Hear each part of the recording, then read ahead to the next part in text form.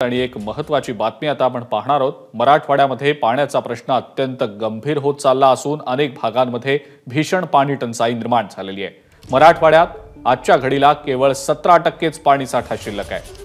मराठवाड्यातल्या 11 मोठ्या प्रकल्पांमध्ये केवळ 17.30% पाणी साठा आहे, तर या 11 प्रकल्पांपैकी 3 प्रकल्प कोरडे ठाक पडले। त्यामुळे मे महिन्याच्या अखेरीस मराठवाड्याला आणखी भीषण पाणी टंचाईचा सामना करावा लागण्याची शक्यता आहे।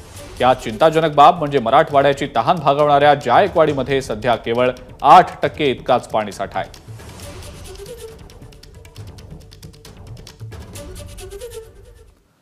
कुठल्या धरणामध्ये नेमका किती पाणी साठा सध्या शिल्लक आहे, आपण त्यावर एक नजर टाकूया।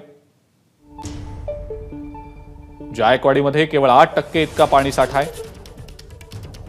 माजलगाव मधल्या प्रकल्पात 0% म्हणजे पाणी साठा नाही अशी स्थिती आहे। निम्न दुधनामध्ये सुद्धा 0% पाणी साठा आहे। सीना कोळेगावमध्ये सुद्धा 0% इतका पाणी साठा आहे। निम्न तेरणामध्ये 0% पाणी साठा आहे। सिद्धेश्वर धरणामध्ये 2% इतकाच केवळ पाणी साठा शिल्लक आहे। मांजरा धरणामध्ये 3%च पाणी साठा शिल्लक आहे। निम्न मनार प्रकल्पात सध्या 27% पाणी साठा आहे। विष्णुपुरी प्रकल्पात 30% इतका पाणी साठा आहे। येलदरी धरणामध्ये 30% पाणी साठा आहे। ऊर्ध्व पैनगंगा धरणामध्ये 41% इतका पाणी साठा शिल्लक आहे।